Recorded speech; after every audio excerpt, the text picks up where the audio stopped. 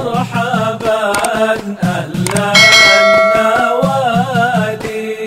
الفاتحة إلى روح والجسد Haji Ma'amari Dr. Ashura wa ila hadratin Nabi Muhammadin sallallahu alaihi wasallam. Al-Fatiha. Bismillahirrahmanirrahim. Alhamdulillahi rabbil alamin arrahmanir rahim maliki yaumiddin iyyaka na'budu wa iyyaka nasta'in siratal ladzina an'amta 'alaihim maghdubi 'alaihim waladdallin amin. Al-Fatiha bi niyyati shifa wa bi sahlil umur ad-dunyawiyah wal ukhrawiyah bijahin nabi wal nabi. Al-Fatiha. Bismillahirrahmanirrahim. Alhamdulillahi rabbil alamin arrahmanir rahim maliki yaumiddin iyyaka na'budu wa iyyaka nasta'in ihdinas siratal mustaqim siratal ladzina an'amta 'alaihim ghairil maghdubi 'alaihim waladdallin amin. Assalamualaikum warahmatullahi wabarakatuh.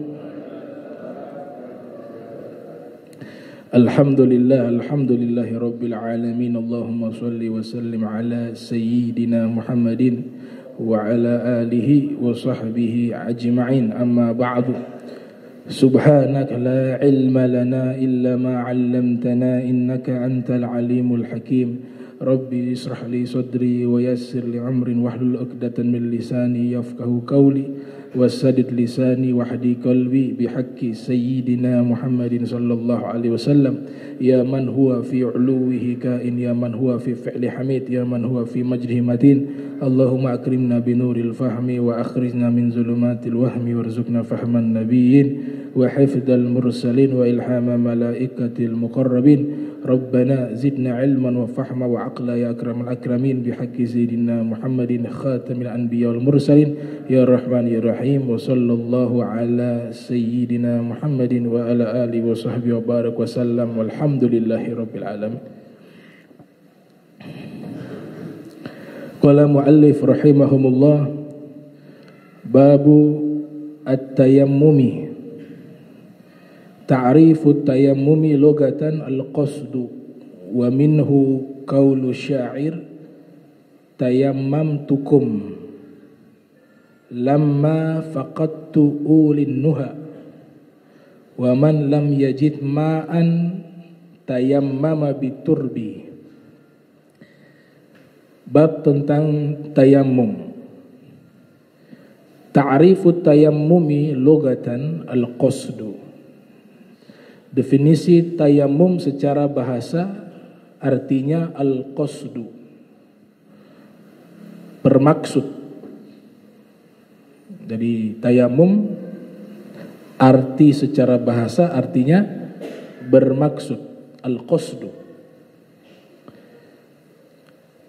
Wa minhu qawlu syairi, sebagaimana yang dinyatakan oleh para sastrawan, para penyair.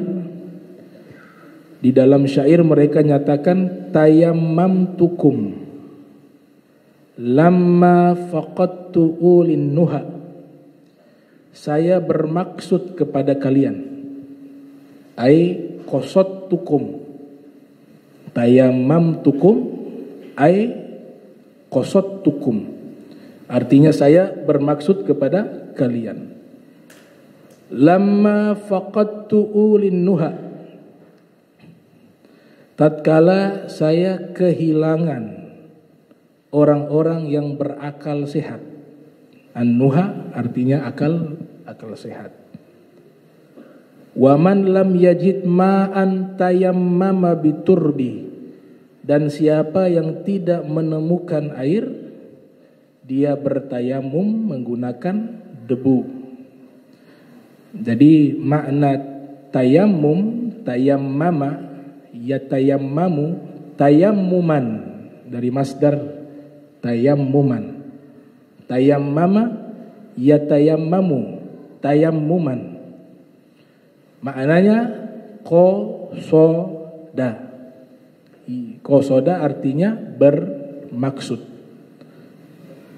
Itu secara bahasa. Jadi kalau tayammum secara bahasa artinya bermaksud. Syara'a atau syara'an secara syariat atau definisinya, isalu turabi ilal wajhi wal yadaini min ayyi makanin bi niyatin makhsusatin, yaitu menyampaikan debu atau menempelkan debu ke wajah dan kedua tangan. Min ayyi makanin, dari suatu tempat dengan niat yang khusus. Itu secara definisi, menyampaikan atau menempelkan debu ke wajah dan ke kedua tangan dari satu tempat dengan niat yang khusus. Nanti kaifiyahnya, teknisnya itu ada bab secara khusus membahas tentang cara bertayamum. Ahkamut tayammumi arba'atun. Hukum-hukum tayamum ada 4. Kalau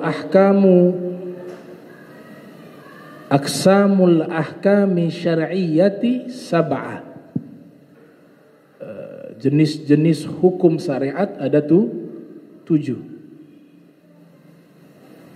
Jadi kalau berbicara ilmu fikih, pasti dia kembali kepada 7 hukum. Di dalam kitab karya Imam Romli, Ghayatul Bayan, mensyarahkan kitab Zubat, di situ disebutkan oleh Imam Ruslan hukum-hukum syariat secara keseluruhan ada 7 macam: wajib, sunnah, mubah, makruh, haram, batil, sahih atau sah. Itu 7 hukum syariat. Nah, hukum syariat itu memiliki arti khitabullah al-muta'allaku bi fi'lil mukallaf. Kalau ditanya apa itu hukum syariat? Hukum syariat artinya adalah ketentuan Allah yang berkaitan dengan perbuatan orang mukallaf. Itu yang namanya hukum syariat.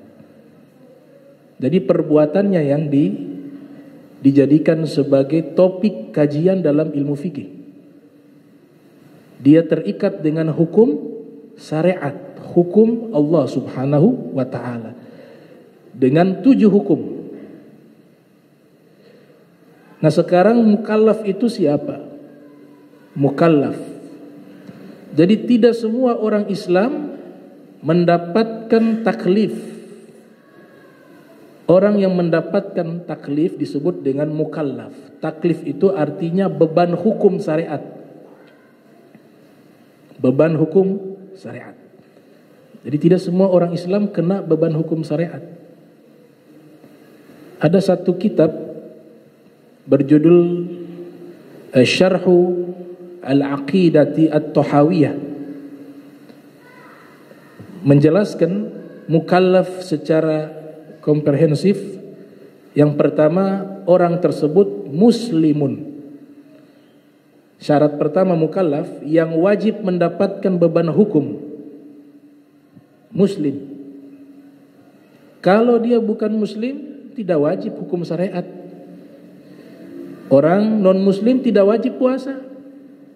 Orang non muslim tidak wajib sholat. Orang non muslim tidak wajib haji.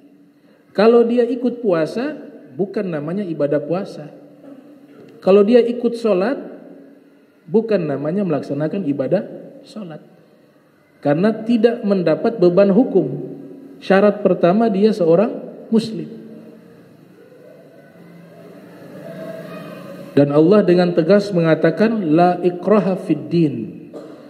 Kita sebagai umat Islam tidak boleh memaksa orang yang di luar Islam untuk harus masuk ke dalam agama Islam, atau memaksa mereka untuk ibadah dengan aturan ibadah Islam. La ikraha fid din. Kemudian yang kedua, Al-muslimu al-aqil, akalnya sehat.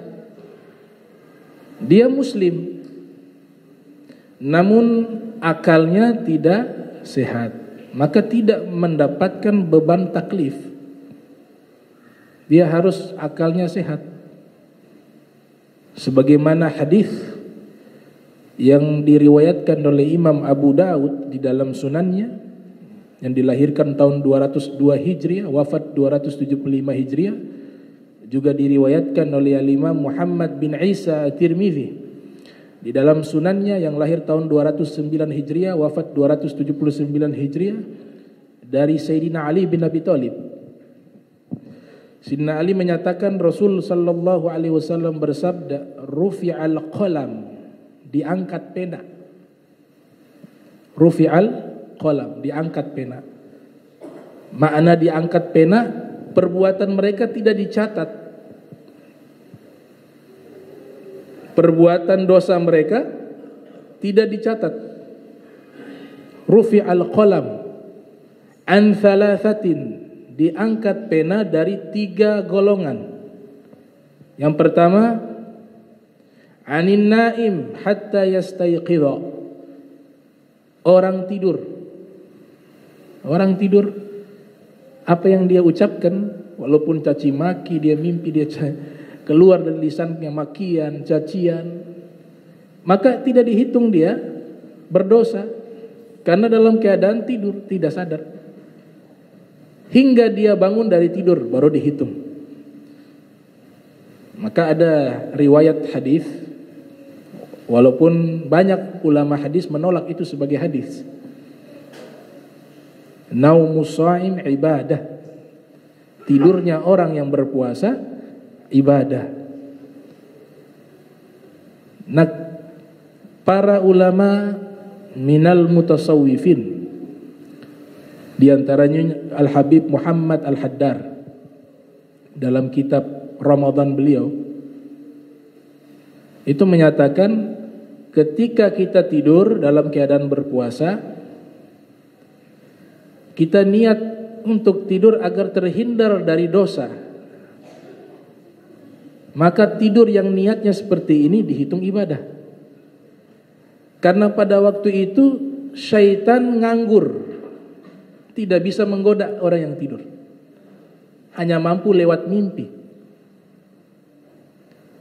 Dan pada waktu itu amal perbuatan orang yang tidur tidak dicatat. Makanya dikatakan tidur orang berpuasa itu ibadah, dengan niat-niat yang baik menjadi ibadah. Tapi kalau kaidah al-israf sudah berlebihan dalam tidur, jadinya tidak baik. Tidur dari ba'da subuh sampai maghrib, itu antara tidur dan meninggal dunia beda tipis. Imam Ghazali menyatakan paling banyak tidur 6 sampai 8 jam. Itu sudah paling banyak satu harinya. 6 jam itu sudah paling bagus. Nah, yang kedua, anis sobi hatta yahtalim, anak kecil sobi tidak dicatat dia hingga dia yahtalim, dia sudah balik. Kemudian yang ketiga, anil majnun hatta ya'qil, dari orang yang tidak waras, tidak dihitung dia punya amalan hingga dia sadar, sembuh dari penyakit ketidakwarasannya. Ya'qil ini yang diambil sebagai referensi mukallaf. Dia muslim. Yang kedua al-aqil, dia berakal. Yang ketiga balik. Nah, riwayat ini sudah menjelaskan 3. Yang pertama muslim, tentu saja yang ditujukan hadis tersebut kepada orang muslim.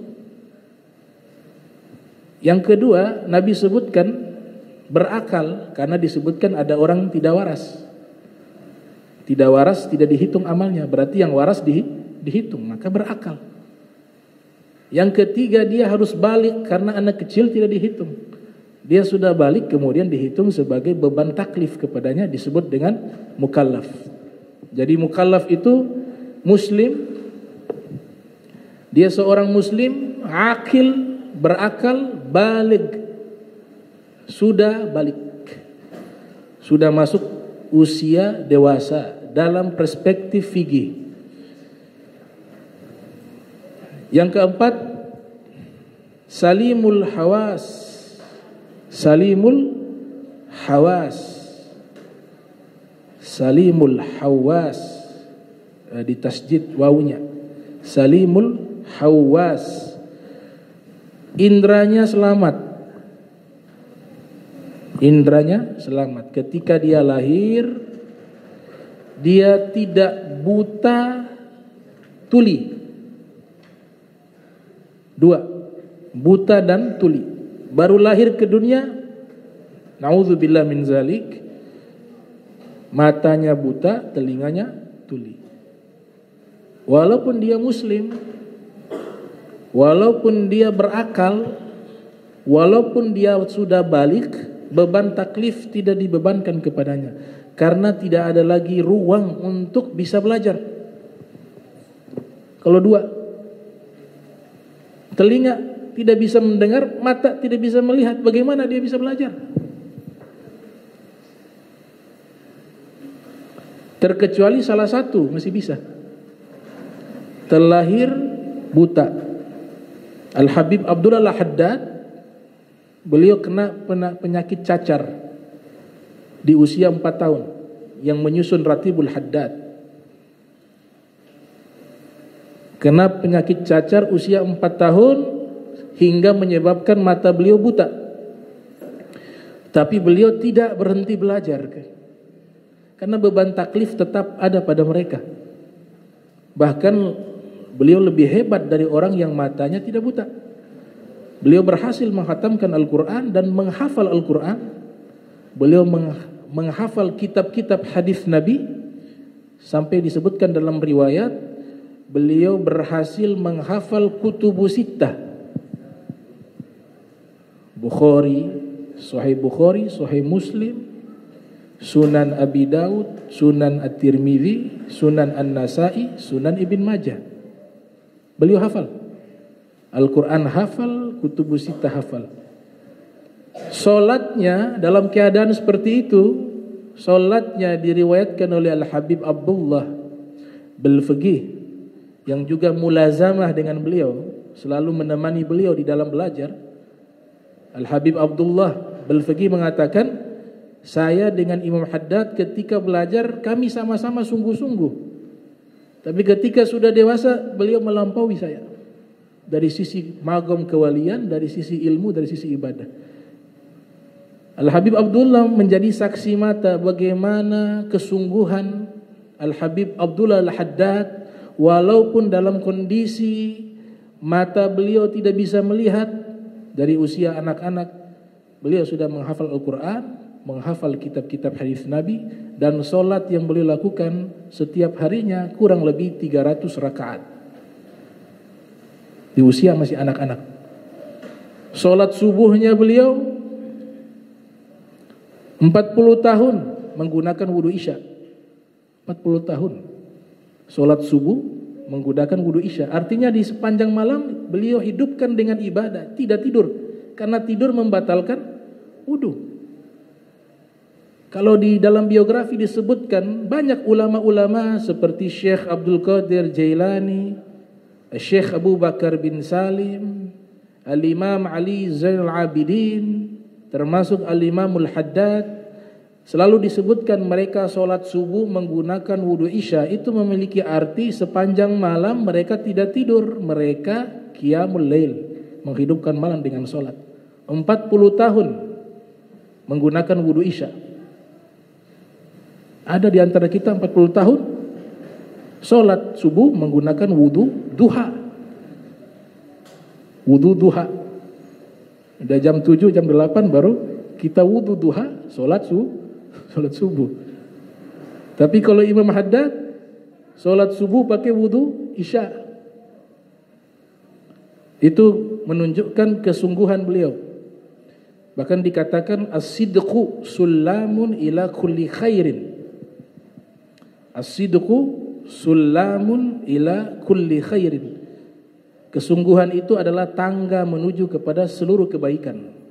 Kesungguhan, tekad yang kuat. Nah, Imam Haddad, beliau buta dari usia masih anak-anak. 4 tahun beliau buta, sebagaimana disebut dalam manaqib beliau. Disusun oleh Dr. Mustafa Al-Badawi. Kalau telinga saja, lahir telinga tuli, mata bisa melihat, masih taklif dia, karena masih bisa belajar. Dia masih bisa gunakan mata. Kalaupun ada orang yang mampu tuli dan dia tidak bisa melihat tapi mampu belajar, itu dibolehkan tapi tidak dipaksakan untuknya. Tidak kena beban taklif dia. Nah, ini namanya mukallaf. Islam atau orang yang disebut muslim, al-aqil, berakal, al-balik, dewasa, salimul hawasi, selamat daripada indranya ketika lahir. Masih ada lagi yang satu yang tidak kena beban taklif. Dia muslim, sudah syahadat, dia berakal, dia balik, dia sehat, tapi dia tidak kena beban taklif karena ada yang kelima, bulughu dakwah, sampainya dakwah Islam kepadanya.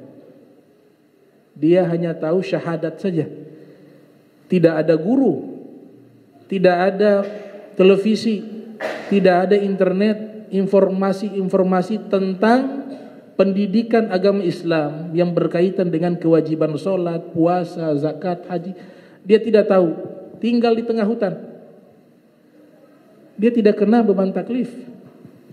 Walaupun dia sehat, dia balik, karena tidak ada yang datang mengajar. Dan dia memang tidak mampu untuk pergi keluar dari tempat tinggalnya mencari guru. Dia muslim, turun-temurun misalnya, tapi tinggalnya di tempat pedalaman, di tengah-tengah hutan, jauh dari peradaban. Yang dia tahu dia sudah muslim karena orang tuanya muslim. Dia tidak dapat ini informasi-informasi. Dia tidak dapat guru yang mengajar kepadanya akan kewajibannya kepada Allah Subhanahu wa taala, akan hukum-hukum syariat, maka dia tidak kena beban taklif. Gitu. Nah, ini yang disebutkan dalam Syarhu Al-Aqidati At-Tahawiyah, syarah daripada kitab Al-Aqidah At-Tahawiyah. Jadi hukum syariat adalah khitabullah al-muta'allaku bil fi'li bi fi'lil mukallafi, yaitu ketentuan Allah yang berkaitan dengan perbuatan mukallaf. Mukallaf tadi sudah dijelaskan. Islam yaitu muslim, al-aqil, balik, salimul hawas, bulughu dakwah. Kemudian hukum yang disebutkan di dalam kitab At-Taqrirat, hukum tayamum. Hukum tayamum ada 4. Yang pertama wajibun, wajib tayamum. Wajib tayamum. Definisi wajib, ma yuthabu ala fi'lihi wa yu'aqabu ala tarkihi. Kalau kita lakukan dapat pahala. Namun jika kita tidak melakukannya mendapatkan dosa. Artinya kalau kita tidak tayamum kita berdosa. Kalau kita tayamum dapat pahala. Itu namanya wajib. Kalau wajib dalam mazhab Hanafi beda dengan mazhab Syafi'i. Mazhab Hanafi wajib itu tidak mendapat dosa kalau ditinggalkan. Seperti sholat witir. Sholat witir mazhab Hanafi hukumnya wajib. Jumhur ulama 3 mazhab hukumnya sunnatun muakkadatun, sunnah yang tidak pernah ditinggalkan oleh Nabi SAW. Namun wajib di dalam mazhab Hanafi jika ditinggalkan tidak mendapatkan dosa, akan tetapi di hari kiamat tidak mendapatkan syafaatnya Rasulullah. Bagi kalangan kita itu juga sudah termasuk dosa. Nah, harapan kita di yaumil qiyamah syafaatnya Nabi Muhammad sallallahu alaihi wasallam. Anta habibullah qad turja syafa'atuhu inda sirati idza madzallat qadamu. Imam Al-Bur'i mengatakan, engkau adalah kekasih Allah yang kami harapkan sepenuhnya syafaatmu di saat kami menyeberangi jembatan Sirat. Itu wajib di dalam mazhab Hanafi. Kapan tayamum ini wajib? Yang pertama, idza khafa al-halaka min isti'malil ma'. Dia khawatir ketika menggunakan air bisa membahayakan dirinya. Contoh orang sakit. Orang sakit yang memang ahli medis, yaitu para dokter sudah menyatakan, jadi kalau perintah dari dokter dia masuk daripada pendapat yang harus dipegang karena ahlinya. Kalau dalam bahasa hadis thiqat dan adil. Dokter berbicara tentang kesehatan, ada larangan dari dokter yang memang sudah kita percaya, maka mereka dianggap thiqat dan adil. Ucapannya harus kita pegang, harus kita laksanakan. Dokter mengatakan tidak boleh menggunakan air.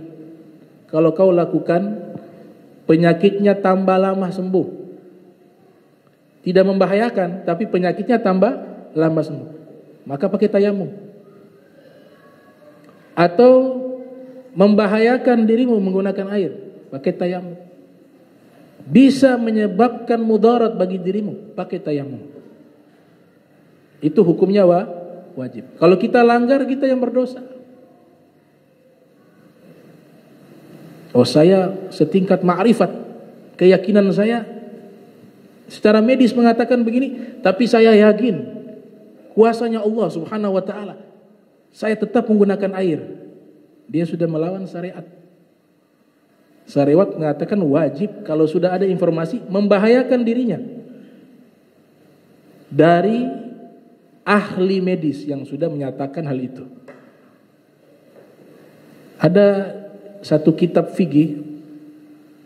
Dulu kami belajar di Madrasah Athaqafah Al-Islamiyah pada tahun 2009 Masehi.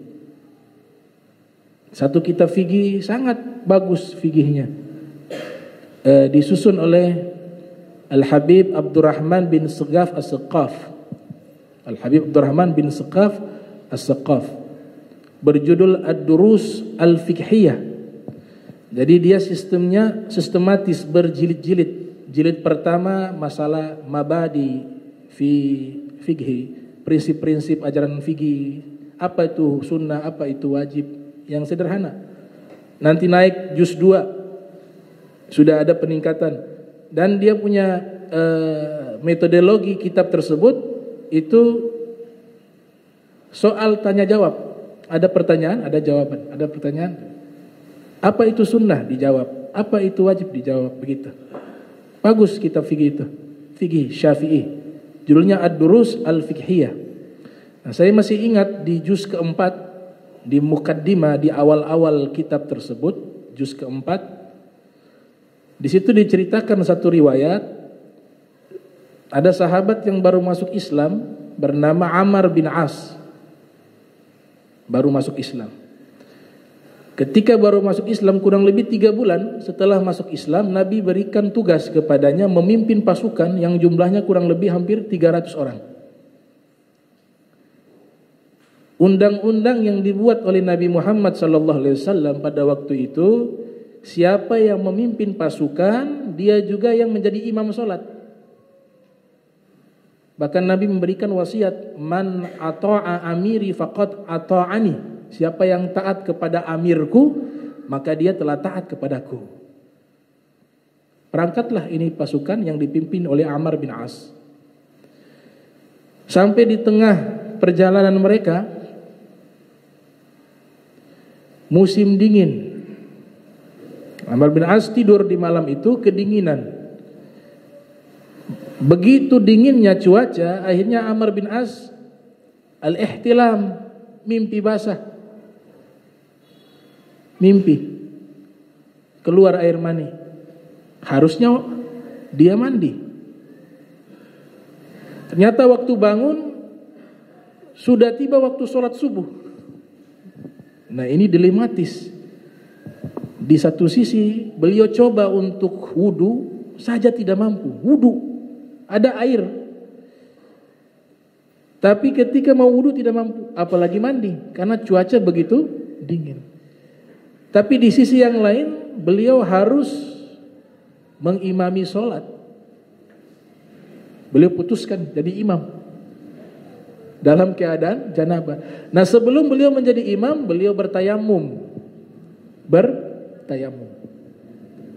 Setelah tayamum jadi imam. Selesai sholat, dia cerita kepada salah satu sahabatnya, tadi saya jadi imam tapi jangan bilang siapa-siapa. Dalam keadaan junub. Saya coba mau mandi tapi terlalu dingin air tersebut. Akhirnya saya tayamum. Nah, sahabat ini akhirnya setelah mereka kembali ke kota Madinah melapor kepada Nabi Muhammad. Kemudian Rasulullah SAW memanggil Ammar bin As. Datanglah Ammar bin As di hadapan Nabi. Kemudian Nabi mengatakan, wahai Ammar, engkau menjadi imam untuk sahabat-sahabatmu, sedangkan engkau dalam keadaan janabah, dalam keadaan junub. Maka Ammar bin As menyatakan dengan firman Allah di surat An-Nisa, wala taqtulu anfusakum innallaha kana bikum rahima. Allah Subhanahu wa taala berfirman, jangan kalian membunuh diri kalian. Sesungguhnya Allah sangat sayang kepada kalian. Pada waktu itu ya Rasulullah, cuaca sangat dingin, air itu bisa membahayakan diri saya. Makanya saya menggunakan tayamum kemudian menjadi imam. Dalam Sunan Abi Daud, tabassama Nabi sallallahu alaihi wasallam min qauli. Nabi tersenyum dari ucapannya Ammar bin As. Ulama fikih menyatakan berarti diperbolehkan tayamum dalam kondisi seperti itu. Karena Nabi tidak mengingkari, tapi Nabi mengisyaratkan dengan senyuman. Itu yang namanya takrir dalam ilmu hadis. Ma aqarra ala fi'lihi. Nabi menetapkan perbuatannya. Au aqarra ma ukhbira ilaihi. Atau Nabi menetapkan berita yang sampai kepadanya. Nabi membenarkan, tidak mengkritisi perbuatan itu. Itu menunjukkan kebolehan. Bahkan ada kitab ulama menyusun namanya kitab Tabassumin Nabi. Kitab yang membahas senyuman Nabi Muhammad sallallahu alaihi wasallam. Jadi ada beberapa hadis Nabi ketika mendapatkan informasi dari beberapa sahabat, karena ini terkesan lucu, nah Nabi ekspresikan dengan senyuman. Jadi satu kitab, kitab Tabassumin Nabi, kitab senyuman Nabi Muhammad sallallahu alaihi wasallam. Jadi ulama-ulama itu, ulama-ulama hadis, ulama-ulama tafsir, mereka punya inovasi-inovasi di dalam ilmu. Bahkan semua hal yang berkaitan dengan Nabi Muhammad sallallahu alaihi wasallam itu menarik menurut mereka.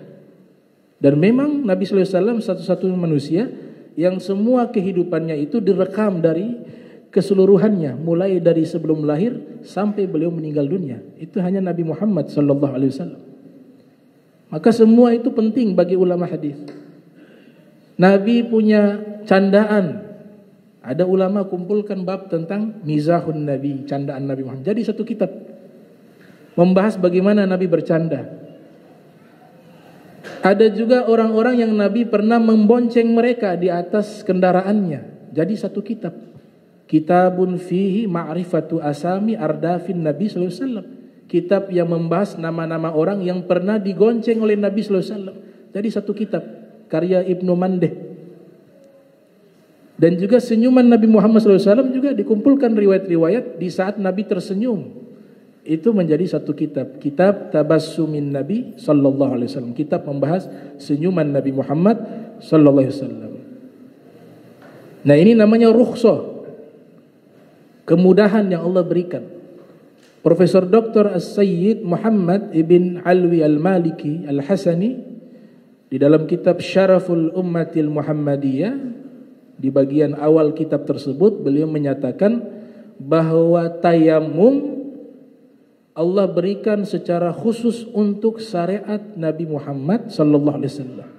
Hanya untuk syariat Nabi Muhammad. Nabi-nabi terdahulu tidak punya syariat tayamum.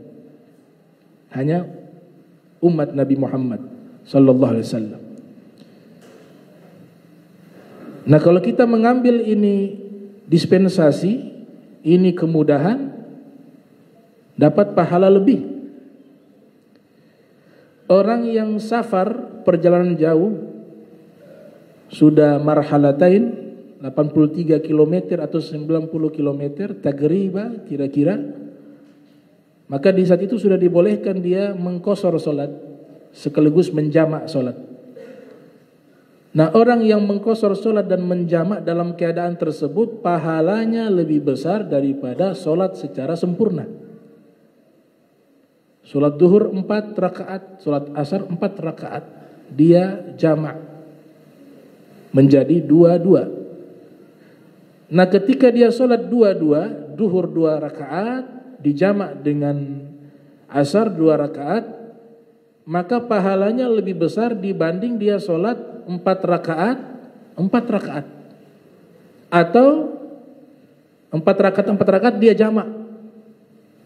Jamak apa namanya? Jamak takdim, zuhur asar.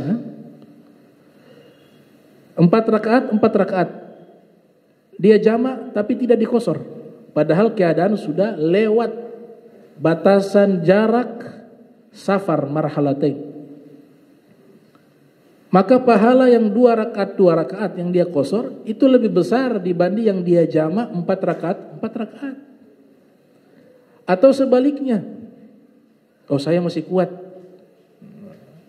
kuat untuk sholat sempurna, tidak perlu qashar, tidak perlu jamak.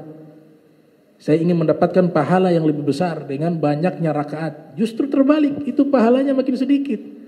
Karena dalam keadaan safar. Kenapa bisa sedikit pahalanya padahal jumlah rakaatnya lebih banyak? Karena kemudahan yang Allah berikan kepadanya, dia tolak. Nanti Allah kasih susah, syariat protes. Dikasih gampang, makam puji, tolak. Terus maunya bagaimana? Makanya Nabi katakan, walaupun hadis ini berkaitan tentang masalah puasa, tapi ini kaidah umum. Di dalam hadis riwayat Al-Imam Bukhari yang lahir tahun 194 Hijriah, wafat 256 Hijriah, Rasulullah SAW bersabda, hiya rukhsatun minallah, faman akhadha biha fahasan. Dispensasi atau rukhsah itu dari Allah. Siapa yang mengambilnya maka baik. Nabi yang katakan fahasanun, baik.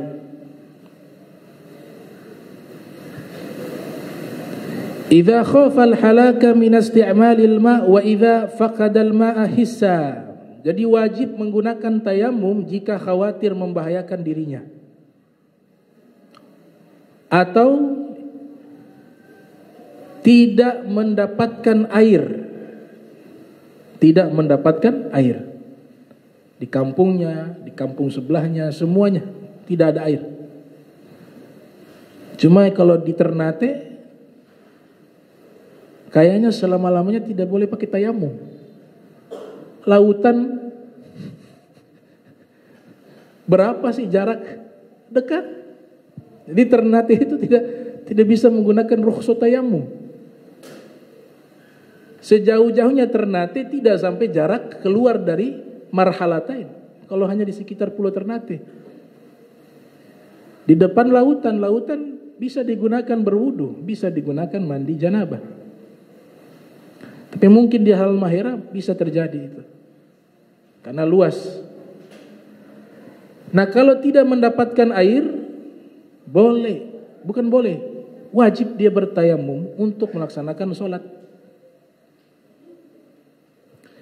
Kalau dia berada di tempat, ini penjelasan Syekh Nawawi Al-Bantani dalam kitab Nihayatuz Zain. Kalau dia berada di tempat yang biasanya ada air, seperti tempat mukimnya kita ini kan ada air setiap saat. Misalnya, kemudian misalnya tidak ada lautan, kita di tengah-tengah hutan, tapi kita hidup di tengah-tengah hutan tersebut, air lancar. Kita bisa hidup di situ.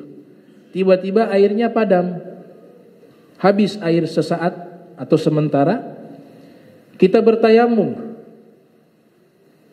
Nah, ketika sudah muncul air lagi, solat yang tadi kita gunakan, solat yang kita laksanakan menggunakan tayamum tadi, itu wajib kita menggantinya, mengiadah, bukan qadha. Mengulang lagi solat tersebut. Wajib. Terkecuali kita berada di tempat yang biasa tidak ada air. Pergi di satu daerah, bukan tempat mukim kita, masuk ke dalam hutan, tidak ada air di situ. Kita di situ selama 1 bulan, tidak ada air. Kita solat pakai tayamum. Baru kita kembali ke kampung kita. Nah, solat yang dia laksanakan selama sebulan di tengah hutan tersebut, tidak perlu lagi dia mengulang. Itu perbedaannya. Kalau di tempat yang biasa ada air di tempat tinggalnya, dia wajib mengulang solatnya ketika menggunakan tayamum. Tapi kalau di tempat yang memang tidak ada air di situ, maka solatnya tidak perlu diulang. Nah, ini hukumnya wajib. Bagaimana solatnya orang sakit? Orang sakit juga tidak perlu mengulang. Karena ada mani', ada penghalang.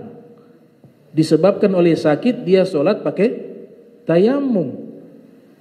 Ketika dia sehat, tidak perlu lagi dia mengulang solat-solat ketika dia sakit. Dan orang sakit diizinkan dia untuk solat jamak. Orang sakit yang diperbolehkan tayamum. Sakitnya sehingga diperbolehkan dia tayamum, dia juga diberikan rukhsah boleh menjamak solat walaupun dia berada di tempat tinggalnya. Namun tidak boleh dikosor, tidak boleh diringkas. 4 jadi 2, zuhur jadi 2 rakaat, asar jadi gak bisa.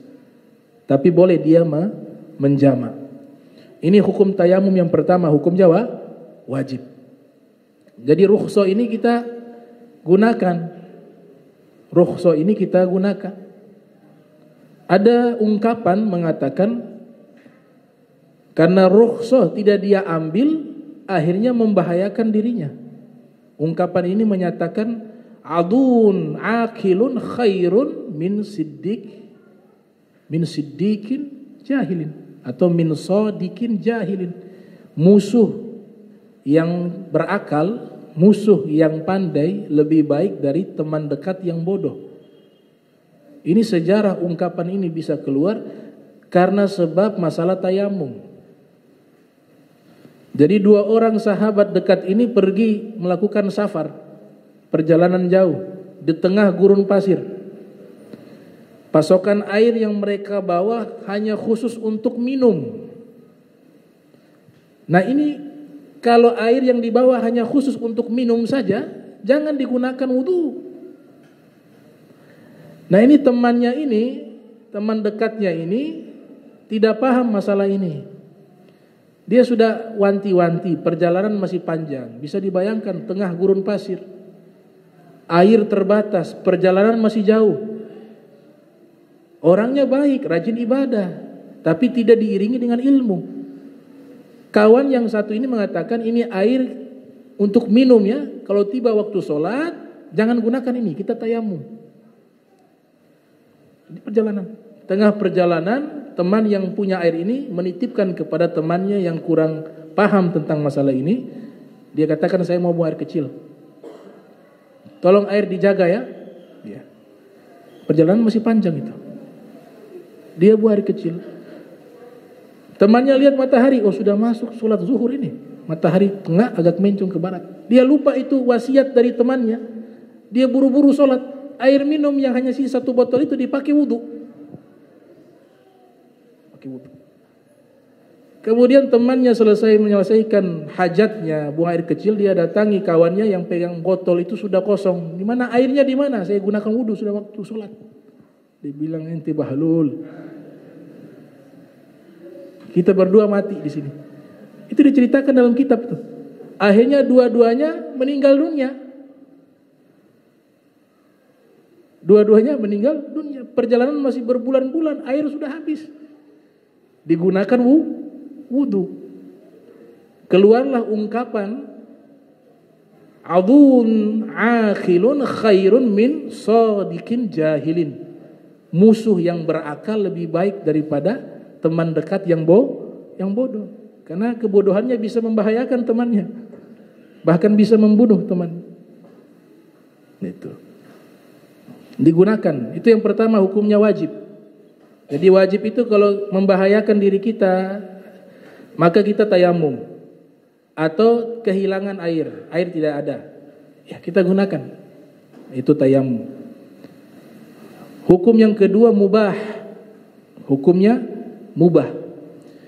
Mubah artinya ma la yuthabu ala fi'lihi wa la yu'aqabu ala tarkihi. Mubah artinya kalau kita lakukan tidak dapat pahala, kita tinggalkan juga tidak mendapatkan dosa. Namanya mubah. Kapan itu tayamum mubah? Idza kana qadira 'ala al-wudu wa 'ala al-isti'malil ma'i wa syira'ihi walakin wajadahu yubahu bi akthar min thamanil mithl. Apabila dia mampu berwudu. Jadi kalau yang mubah ini air ada. Kemudian dia secara fisik sehat, gak ada masalah, gak ada mani', penghalang, tidak ada. Airnya ada, dirinya juga sehat. Harusnya dia bisa gunakan tuh air. Tapi airnya ada ini dijual. Jadi ceritanya airnya mati. Tapi ada toko-toko menjual air. Berarti airnya ada. Akan tetapi dijual dengan harga di atas standar. Mahal airnya. Pada waktu itu boleh mubah. Boleh kita tayamum, boleh juga kita membeli air tersebut. Tidak dipaksakan. Karena harga airnya di atas standar. Wa kadzalika idza kana al-ma'u mafquda awwala waqti wa 'alima aw ghalaba 'ala dhannihi wujuduhu fi akhiril waqti. Dan begitu juga apabila airnya tidak ada. Ini yang mubah, airnya tidak ada di awal waktu sholat. Orang sudah azan, air tidak ada awal waktu. Tapi dia alima, dia yakin. Alima maknanya ayqana, dia yakin. Atau memiliki prasangka yang sangat kuat bahwa nanti airnya ada di akhir waktu sholat. Contoh yang paling sederhana, air mati serentak. Waktu zuhur, azan belum mau wudu, air mati. Biasanya di tempat tersebut air menyala sudah dekat-dekat asar. Sudah di akhir waktu sholat zuhur. Pada waktu itu, kalau dia beranggapan masih sempat untuk sholat zuhur dan belum keluar asar, dia yakin itu boleh dia tunggu untuk dapat air. Tapi dibolehkan bagi dia juga tayamum. Kalau dia ragu, ini dia bisa sempat gak ini sholat zuhur atau tidak ini? Dia ragu. Maka dia tayamum. Itu rincian penjelasan dari Al-Imam Al-Mawardi dalam kitab Al-Hawi. Kama qala sahibu Saffati Zubat, sebagaimana ucapan sahibu Saffati Zubat, penyusun kitab Zubat, tayammumul muhdithi aw man ajnaba yubahu fi halin wa halin wajaba. Tayammum bagi orang yang berhadas atau orang yang junub dibolehkan di dalam satu keadaan, dan dalam satu keadaan dia wajibah. Hukum tayamum yang ketiga makruh. Hukumnya makruh. Artinya ketika kita tayamum makruh.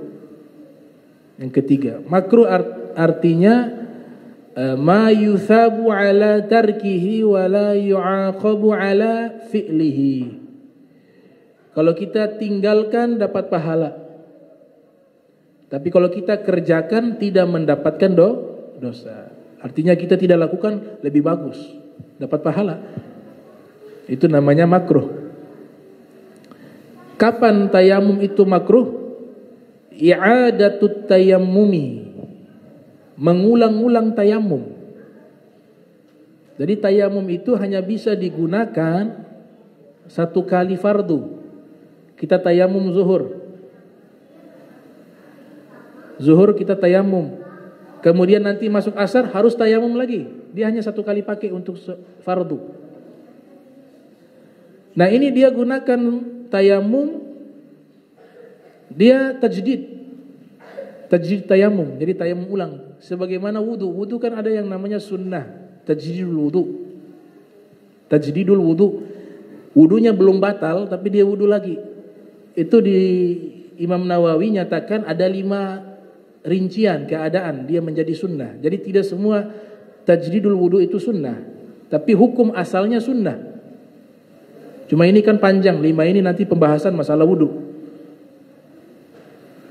Di dalam hadis Nabi sallallahu alaihi wasallam bersabda, man tawaddaa ala tuhrin kutiba lahu asyru hasanat.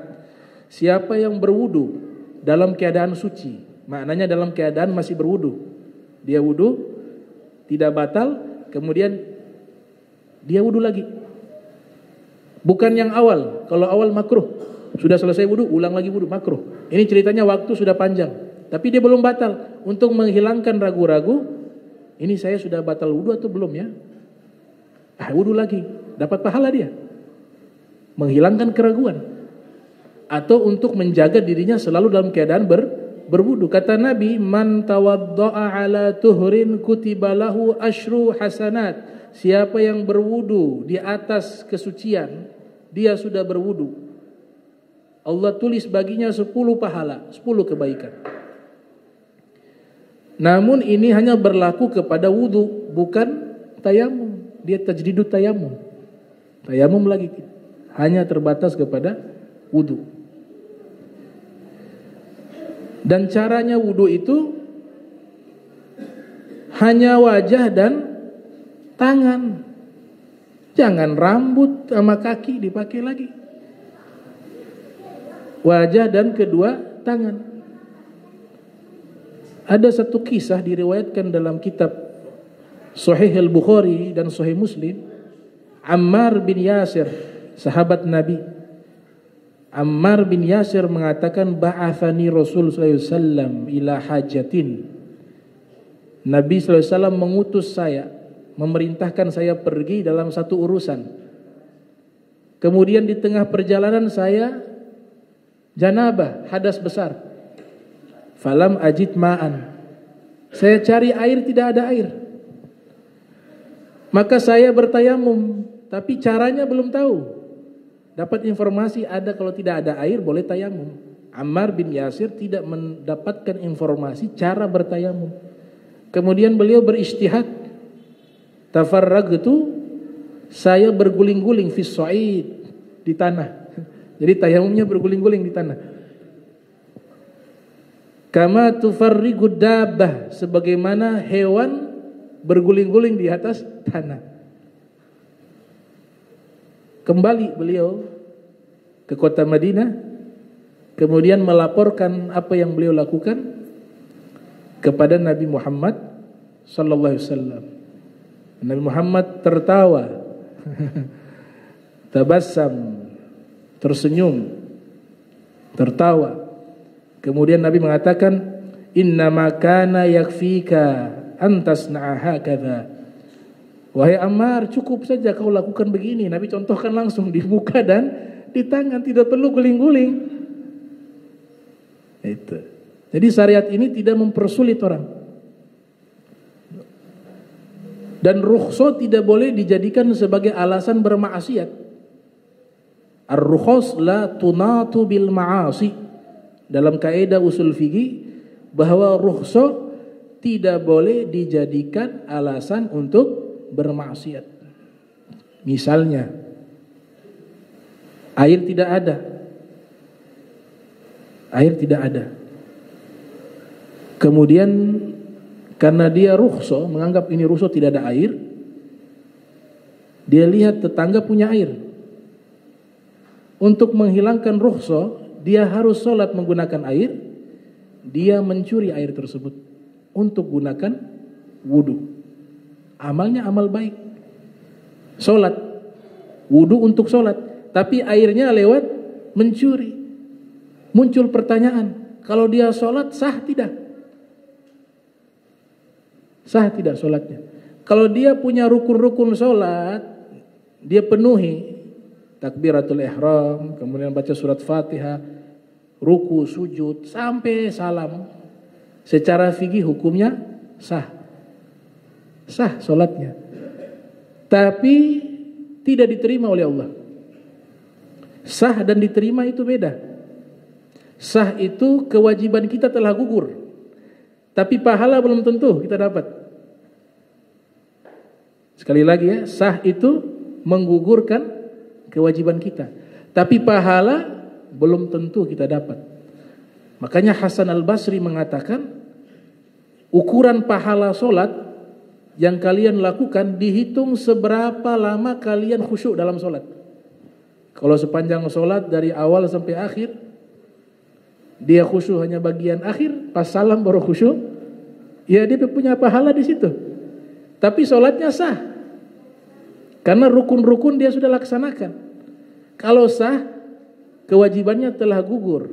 Tapi kalau pahala, ya dapatnya sekian persen itu. Dalam kitab Tazkirun Nas, jadi orang bisa mengukur diri itu.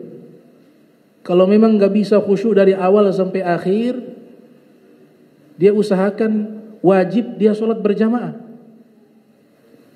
Wajib dia sholat jamaah. Kalau memang gak bisa khusyuk dari awal sampai akhir.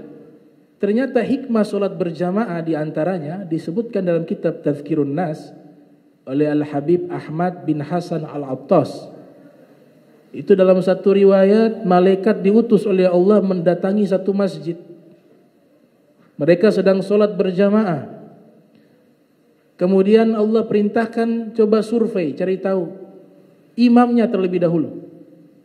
Dicek imamnya, Masya Allah, imamnya sholatnya bagus, khusyuk.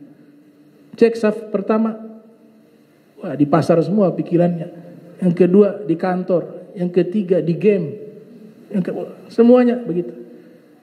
Dilapor kepada Allah, ya Rob, ini masjid ini mereka laksanakan sholat, makmumnya tidak ada yang khusyuk, tapi untung imamnya itu ada khusyuk dia sholatnya. Kata Allah, saya terima sholat mereka karena khusyuknya imam.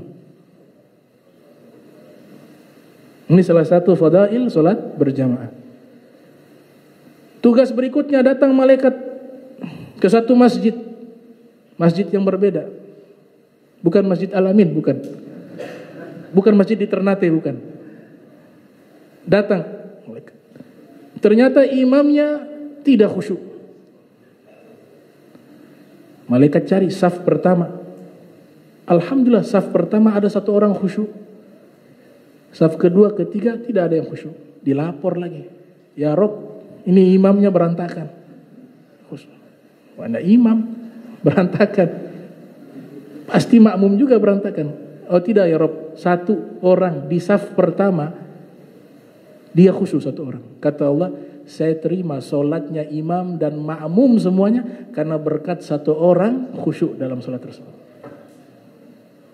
Datang masjid ketiga, nah ini lebih parah. Malaikat survei, lihat imam tidak khusyuk.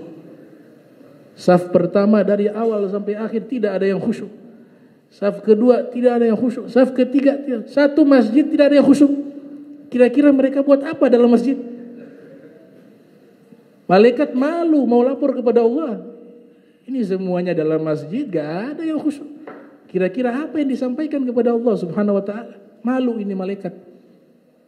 Ini tetap karena kewajiban harus dilapor, berangkatlah malaikat melapor. Ya Allah, ini satu masjid, ini kayaknya paling parah masjid ini. Dari imamnya sampai makmumnya, saf ke-1, saf ke-2, saf ke-3 beserta imamnya tidak ada satupun yang khusyuk. ketika mereka sholat. Apa kata Allah subhanahu wa ta'ala? Kalau begitu saya terima sholat mereka, karena mereka sudah berusaha berkumpul untuk saya.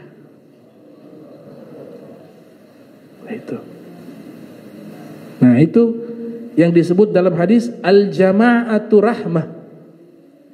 Sholat berjamaah rahmat. Ada yang tanya ke saya, ini pertanyaan memang aneh juga. Bib, kalau di dalam hadis kan kita sholat malaikat hadir, malaikat juga hadir. Dalam hadis disebutkan kalau kita mendengar imam membaca amin, fa'aminu. Idza ammanal imam fa'aminu. Kalau kalian mendengar imam membaca amin, maka ikutlah bacaan aminnya. Siapa yang aminnya bersamaan dengan amin malaikat, maka Allah akan ampunkan dosanya. Berarti ada malaikat waktu itu ikut mengaminkan. Hadis kedua, Nabi mengatakan, man akala hadhil baqlata fala yagrabanna masjidana hatta tazhaba rihuha. Diriwayatkan oleh Imam As-Suyuti dalam kitab Al-Lam'u fi Asbabil Wurud. Siapa yang makan sayuran ini, dirinci oleh Imam Nawawi, yaitu bawang mentah atau segala sesuatu yang kita makan yang bisa membuat bau mulut dan mengganggu orang. Kata Nabi, jangan dia masuk di dalam masjid kami hingga baunya hilang, karena akan mengganggu malaikat sebagaimana Banu Adam terganggu. Ada kitab membahas tentang amalan-amalan yang membuat malaikat terganggu, dijadikan satu kitab, karya As-Sayyid Al-Katani, namanya Sayyid Ibrahim Al-Katani. Kitab beliau kumpulkan amalan-amalan manusia yang membuat malaikat terganggu, jadi satu kitab. Makan durian, pete, semua yang bau-baunya itu. Tapi ini bukan larangan haram. Dia punya ilatnya, itu bukan di bawangnya. Kita makan bawang habis itu sikat gigi hilang, boleh. Karena ilatnya itu mengganggu dengan aroma tidak enak. Berarti malaikat ada, karena Nabi katakan malaikat terganggu. Ketika kau sholat, bau mulutmu itu mengganggu malaikat. Kemudian dia tanya, kalau begitu sholat berjamaah dengan malaikat dapat pahala jamaah tidak, Bib? Sholat berjamaah dengan malaikat. Atau sholat berjamaah dengan bangsa jin. Dia sebagai imam, niat jadi imaman. Dia yakin di belakang ada malaikat, makmum. Di belakang ada jin, makmum. Apakah ketika niat sholat sendiri, dia sholat sendiri tapi niatnya menjadi imam, apakah bisa juga masuk di belakangnya makmumnya malaikat dan jin, dan dia mendapatkan pahala sholat berjamaah? Saya bingung juga itu. Datang kemari bikin pusing. Saya bilang tunggu beberapa hari. Saya lihat di beberapa kitab fikih, 7 hari tidak ditemukan. Bongkar sana sini, di mana ini? Tanya ke guru juga, wallahu a'lam bishawab. Luar biasanya dapat di kitab tafsir, namanya Tafsir Munir. Jadi kita baca tafsir At-Tabari, tafsir Qurtubi, tafsir Mafatihul Ghaib, tafsir Alusi. Mungkin ada tapi saya tidak temukan. Tapi ketika saya buka kitab tafsirnya Syekh Nawawi Al-Bantini, karya orang Banten, Muhammad An-Nawawi, tafsir terkenal tafsir Al-Munir. Didapati jawaban di dalam kitab tersebut. Beliau menyatakan bahwa ketika kita sholat sendiri kemudian niat menjadi imam, ada kemungkinan jin dan malaikat ikut sholat jadi makmum, tapi pahala jamaahnya tidak ada. Tetap dia dihitung sholat sendiri. Kenapa? Gak kelihatan di belakang. Kita kalau habis sholat kan enak. Habis sholat imamnya baca zikir, habis zikir kasih baca doa. Nah, kira-kira kalau dia seperti itu, sholat sama malaikat dan jin, tolong doa. Sama siapa? Gak ada orang. Jadi hukum ini tidak berlaku. Karena sebagian juga coba mengamalkan ini. Bisa mendapatkan pahala berjamaah, kata Syekh Nawawi,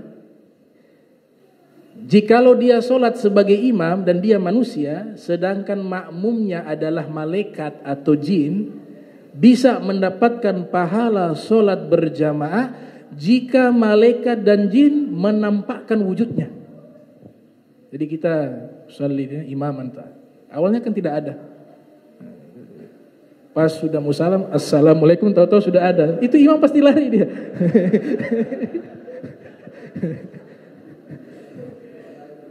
Lari. Pas mau salam, di belakang sudah ada. Dapat pahala jamaah. Tapi saya yakin imamnya lari itu. Jadi luar biasa ulama-ulama fikih, mereka membahas sedetail mungkin. Karena ini syariat yang wadih. Ini syariat Nabi Muhammad jelas terang benderang. Makanya selalu disifati dengan cahaya, sirajan munira. Sirajan, ini syariat Islam, lampu pelita yang sangat terang benderang. Terang benderang, sirajan munira. Jadi tidak boleh mendapatkan pahala berjamaah dari bangsa jin dan malaikat, kecuali malaikat dan jin bisa menampakkan wujudnya. Sekarang muncul pertanyaan kedua, apakah kita bisa melihat jin? Dan apakah kita bisa melihat malaikat? Ulama tafsir sudah membahas panjang lebar. Ada khilaf, 3 pendapat dari 10 kitab tafsir.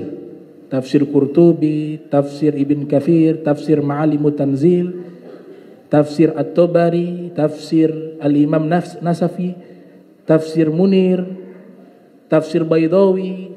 Semua ini ulama tafsir Al-Quran, tafsir Suyuti, Durrul Mansur. Itu mereka kesimpulannya ada 3 pendapat. Pertama, melihat jin, apakah manusia mampu melihat jin? Pendapat pertama mengatakan tidak mampu. Tidak akan bisa melihat jin di dunia, menurut pendapat pertama. Pendapat kedua menyatakan mampu. Allah izinkan bisa manusia melihat jin, tapi bukan wujud aslinya. Makanya jin kan bisa berubah jadi hewan dan seterusnya. Atau wujud-wujud lainnya, itu masih bisa kemungkinan. Pendapat ketiga mengatakan bisa melihat wujud asli jin jika Allah berkehendak. Alasannya karena kalau Allah berkehendak, tidak ada yang bisa menghentikan itu. Ini tentang penglihatan terhadap bangsa jin. Jadi penglihatan manusia terhadap bangsa jin itu ada 3 pendapat di kalangan para ahli tafsir Al-Quran. Kalau malaikat sama, pendapatnya juga 3. Tapi pendapat yang tarjih itu bisa melihat malaikat dengan wujud, bukan wujud asli. Karena di dalam hadis Nabi, banyak sahabat menyaksikan malaikat Jibril berwujud manusia. Sebagaimana hadis terkenal namanya hadis Jibril. Hadis Jibril kan malaikat Jibril datang berpakaian putih, menghampiri Nabi Muhammad SAW dengan para sahabat, dan disaksikan oleh para sahabat. Bahkan disebutkan fisiknya itu mirip salah seorang sahabat bernama Dihya Al-Kalbi. Dihya Al-Kalbi. Setelah itu Nabi SAW katakan bahwa tadi Jibril, dia datang kepada kalian, mengajarkan kepada kalian agama kalian. Dzaka Jibril atau huwa Jibril atakum yuallimukum dinakum. Maka kemungkinan malaikat kita bisa lihat dalam wujud manusia, bukan wujud asli. Pendapat kedua mengatakan malaikat setelah Nabi meninggal dunia sudah tidak ada lagi orang yang bisa melihat. Pendapat kedua, itu mereka bisa melihat para sahabat karena waktu itu ada Nabi Muhammad. Pendapat ketiga mengatakan bisa melihat wujud asli malaikat, karena salah seorang sahabat disebutkan dalam kitab Hilyatul Auliya wa Tabaqatul Asfiya yang disusun oleh Imam Abu Nuaim Al-Asfahani. itu menyebutkan sahabat bernama Ibnu Abbas menjelang masa tuanya sempat melihat malaikat dengan wujud asli. Karena begitu terangnya cahaya malaikat sehingga mata beliau buta. Karena malaikat, Nabi katakan khuliqatil malaikatu min nur, diciptakan malaikat dari cahaya, matanya buta. Nah, ini pendapat-pendapat para ulama. Yang terakhir, sekaligus saya tutup pengajian, haram bertayamum. Hukum yang keempat, haram bertayamum ma'as sahhati, namun sah. Tayamumnya sah tapi haram. Idza kana, yaitu at-tayammumu biturabin maghsub, dia bertayamum menggunakan debu milik orang lain tanpa izin, mencuri. Sah namun haram. Wa ma'adami sihhati idza kana al-ma'u mawjudan biduni mani'. Dan cabang dari haram juga, dia haram namun tidak sah juga. Tadi kan haram tapi sah, menggunakan debu milik orang tanpa izin, maksub. Yang kedua, haram dan juga tidak sah tayamum, yaitu idza kana al-ma'u mawjuda biduni mani, ada air di hadapannya dan tidak sakit dia, tidak ada penghalang, tapi dia bertayamum. Itu tayamumnya tidak sah, sekaligus dia haram. Nah, ini 4 hukum bertayamum. Insyaallah pertemuan berikut kita akan bahas tentang hal-hal yang membatalkan tayamum dan seterusnya, beserta juga cara bertayamum. Mudah-mudahan Allah Subhanahu wa taala berikan kita istiqamah, sehat wal afiyah. Amin ya rabbal alamin. Allahumma jam'ana hadza jam'an marhuma wa tafarraqna min ba'di tafarraqa ma'zuma wa la taj'al minna wa la minna syaqiyya wa la mahruma. Allahumma nadzih qulubana 'ani ta'alluqi biman dunak waj'alna min qaumin tuhibbuhum wa yuhibbunak. Subhanak wa bihamdika asyhadu alla anta astaghfiruka wa atubu ilaik. Wa sallallahu alaihi Muhammadin wa ala alihi wa sahbihi wa barik wa sallam wa lafu minkum. Wassalamualaikum warahmatullahi wabarakatuh.